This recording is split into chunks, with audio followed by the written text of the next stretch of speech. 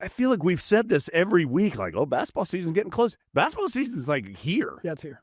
The Tar Heels play a week from tomorrow at BYU. They're in Salt Lake City to see BYU. They're in Cherokee this weekend for a scrimmage and a meet and greet. Western North Carolina folks should check that out. That's a great opportunity to see the Tar Heels in a place they don't hardly ever come. That event should be a lot of fun. Then you've got BYU. Then before the Tar Heel, between the Virginia football game and the Syracuse football game, you've got another exhibition against Winston-Salem State in the Smith Center. I believe that's Wednesday the 29th, if I'm not mistaken. That game is on the season ticket package, season ticket holders. I know you think you don't have tickets to that because that's how it used to be. You do have tickets to that. Come watch the Tar Heels. We're going to have radio coverage of both games. The BYU game is on TV. The Winston-Salem State, I think it's on ESPN Plus. Oh, so it's on a form of TV, but not one that you can just turn your TV on and see it. And I'm going to go ahead and tell you that I believe that the BYU announcers will be doing the TV feed, so you're going to want to grab the old radio dial. Yeah. Or the TV dial. Yeah. Turn the TV sound down. Yeah. And turn the Tar Heel Sports Network up, because who knows, there might be all kinds of improvements in Tar Heel Sports Network basketball coverage. You might be getting all kinds of insight at random times. Yeah. You just never know what might happen. So who wouldn't want to be with us for that? We've got Carolina BYU coming up a week from today. Now, Adam, All-ACC teams have been announced. Practices have been going on. Give us an update on where we are here with the Hoop and Heels. Yeah. Tar Heels had Pro Day this week. Yeah, they did. Couple dozen NBA teams on hand to watch a practice from courtside at the Smith Center. Really great turnout for that event, and the Tar Heels also scrimmaged during that. As you would expect during a scrimmage, some really nice highlights and also some things that Carolina has room to work on. I think it's, as we have discussed, Carolina is bigger than last year. I really believe Carolina has more playable depth than last year.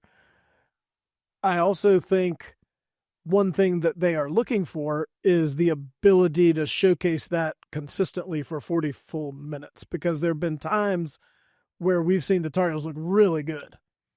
And there have been times where the Tar Heels have not been as good. And you need someone who is on the floor. This isn't a coaching issue. This is a playing issue to require that of his teammates and keep the level a little steadier than with some dips. If Carolina was playing BYU tomorrow night, I would say I think there will probably be some 10-2 Tar Heel runs, and there will also be some 10-2 BYU runs. They've got some time to work on leveling that out, of course. But as we know, I am cautiously optimistic about this Carolina team. Tar Heels number 25 in the AP preseason poll. 20th straight year they've been in the preseason poll. I think they have the potential to be better than the 25th best team in the country. They have enough pieces to do so. It's a matter of putting them all together.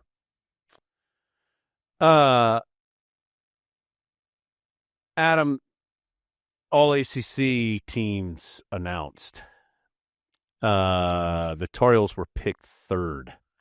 Duke 1, Louisville 2, Tar Heels 3, NC State 4, Virginia 5, SMU 6, Clemson 7, Miami 8, Syracuse 9. Let me go get some water and finish this. You're only halfway done. Notre Dame 10, Wake 11, Virginia Tech 12, Georgia Tech 13, Pitt 14, FSU 15, Cal 16, Stanford 17, BC 18. Adam, I voted in this. And I got to tell you, after about the first 5 or 6, I was like, I don't know. How about Florida State? What about, man, feels like maybe Syracuse should go here. It's like those top 3 were the top 3 I had. Duke, Louisville, Carolina. I think I had Virginia ahead of NC State because I think Ryan Odom's a good coach. That's really the only reason I made that choice. The Tar Heels did not have a player on first team All-ACC. There were 2 Louisville players there. Ryan Conwell, who is a player for Louisville. He is a transfer from Xavier, if I'm not mistaken. Mikael Brown, true freshman, on the first team. Is that the guy who they yes, it was. paraded out to midcourt when the Tar Heels were there? Yes. Cameron Boozer, who's your fill in the blank of the guy who's supposed to be good for Duke this year, who's a freshman. Marcus Burton from Notre Dame.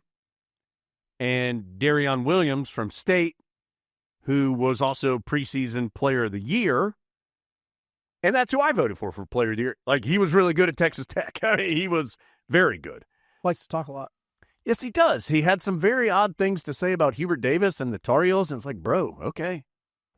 Okay, Darion Williams. Did he get asked about that, or did he just say it? He said something about how he didn't like Hubert Davis and the Tar Heels. Because of how Hubert Davis treated Kerwin Walton and Vin Allen Lubin wrong. Okay. Second team, Isaiah Evans from Duke, Boopy Miller from SMU, J.J. Starling, Syracuse, Dongo from Georgia Tech, and Caleb Wilson from the Tar Heels. I had, Adam, I'm going to pat myself on the back. I had 9 of these 10 guys on my 2 teams. I didn't have Ryan Conwell. I had Henry Vasar from Carolina.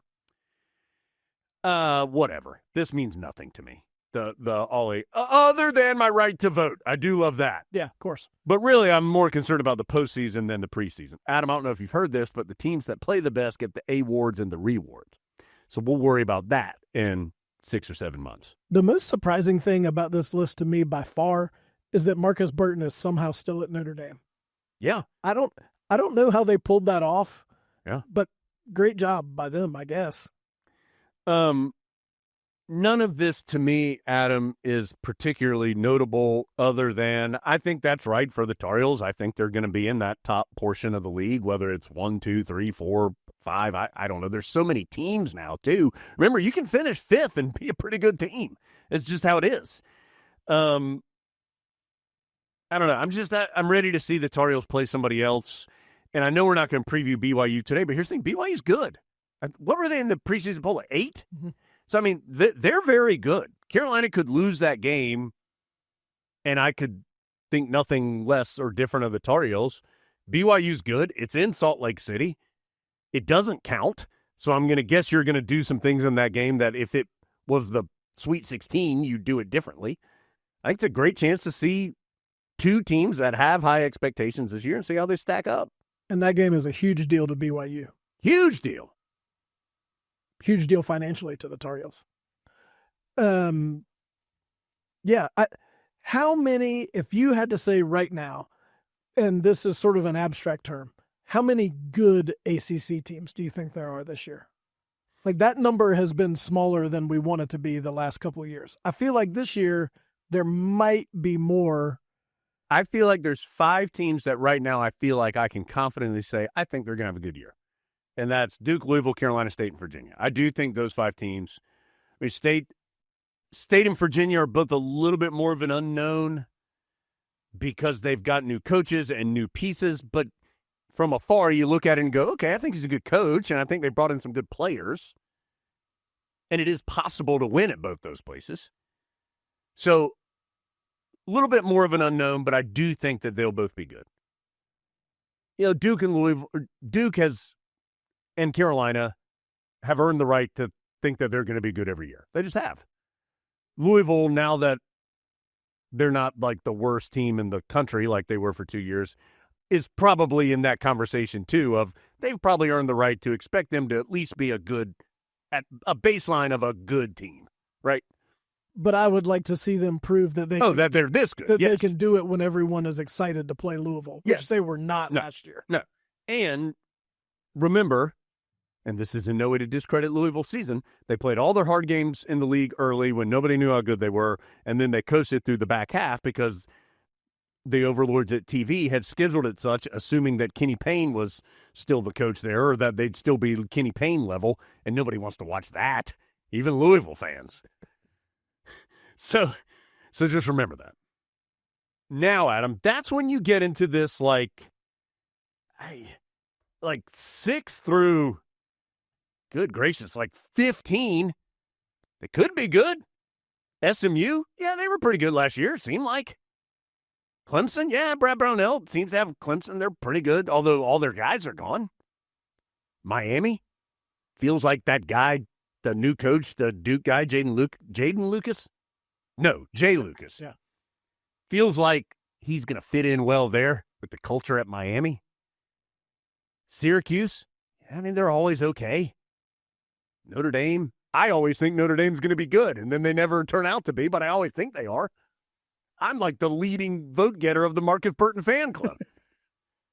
Wake Forest, they're constantly almost good.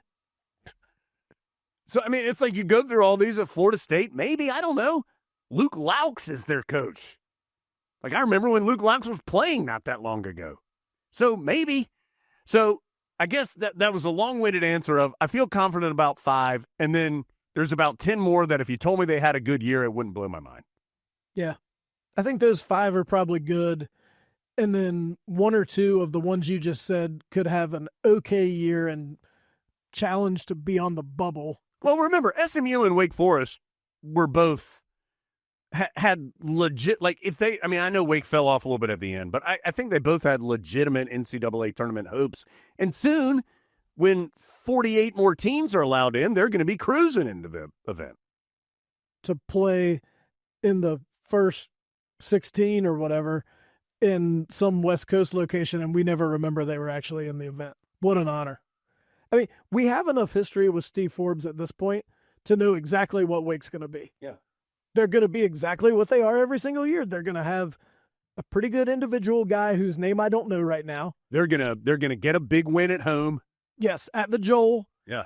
And probably not play very many away from there. Yeah. But then all of a sudden it's going to be a Tuesday night at 9:00 in February, and they're down by 14 to BC with 4 minutes left. And you're like, what? Yeah. And that's when everybody kind of falls off the bandwagon a little bit. But then they get a big win over maybe like SMU, which in reality hurts the ACC in some way because SMU was close to making the tournament, but that knocks them out. And then they're going to go to the ACC tournament in Charlotte, and you think they could win a couple and maybe make a little case, and they're going to lose on the first day. Yeah. And it's just, like Pitt's 14th. But here's part of the issue, Adam, and I feel like I follow college basketball pretty closely. I don't know who's on Pitt's team. Right. Do they still have the guys they have had? I don't know. One of them went to Kentucky. I remember that. But it's Jalen Lowe. He's not. Jalen Lowe's not there. I'm pretty sure he's at Kentucky. Don't worry, we'll still get to see him when the Heels go play at Kentucky. Okay, I don't feel great about Pitt then. But Georgia Tech, Bayandongo's there, but Nathan George isn't. He's at Syracuse now. Mm. So I don't know. Is the definitive answer? Well, that's like when I saw J.J. Starling on the All-ACC thing. I was like, he'll be a good tandem with Mark. Honestly, Adam, when I started trying to pick the All-ACC teams, a lot of it is who do I actually know? Like Boopy Miller. I was like, oh yeah, Boopy Miller. Good to see Boopy again. No, I've only ever actually seen him in person one time, and he wasn't that good that day. But I have heard his name, and it's Boopy. Yeah, J.J. Starling. I mean, just to your point, I was like, yeah, well, I have seen J.J. Starling play basketball and know that he is a pretty good basketball player. I'm going to put him on this list. Like, honestly. And then it's like, okay, who's the guy that everybody tells me for Duke is the good freshman? Okay, here we go. That's what it comes down to now at this point. By the way, ACC Rookie of the Year, whichever Boozer it is, Cameron Boozer. Who's the other one? There's also Caden Boozer, I think. There's already like a 30 for 30 about them. You trying to tell me that ESPN and Duke did something special for each other? I mean, I'm sure they're great guys. I voted Caleb Wilson ACC Freshman of the Year. I don't know if it's going to happen, but I know what my eyes have seen, Adam, and my eyes tell me that Caleb Wilson's a good basketball player. I agree. So 2 people, I don't know who the other one was, but 2 people voted for Caleb Wilson. So whoever you are, other Caleb Wilson voter, you and I are in solidarity. And I think whoever that other person is also voted for Caleb Wilson for Player of the Year. I did not vote him Player of the Year, but if that happens, Adam and I will be happy to report it. That would mean this has been a good year for the Heels. Yeah. Okay. A week from tomorrow. When was the Memphis game last year, Adam? Do you remember the date? October. Do you remember the date? The Heels were in Memphis. This BYU is better than that Memphis. Oh, yeah. Yeah. For many reasons, like coaching, personnel. No, this is a good – BYU's good. Yeah. Their leading scorers back. They have DeBonsa, the everybody considered the best prospect since Cooper Flagg, for goodness sakes. You can go back in the annals all the way back to Cooper Flagg. They've got their big guys back, and again, we'll preview it next week, but they are good. This will be a difficult matchup, but here's the great news. If you lose, it didn't count, and if you win, then you talk about how great it was. It should have counted. The Memphis game last year was on October 15th. That's early. So not quite. I'm going to give you a little secret. That's today. That's when Adam and I are recording. That's crazy. Remember that lady who gave us the Uber ride? Yeah. Yeah. She was on it. So anyway, game, week from tomorrow. Looking forward to that. We'll talk about it next week.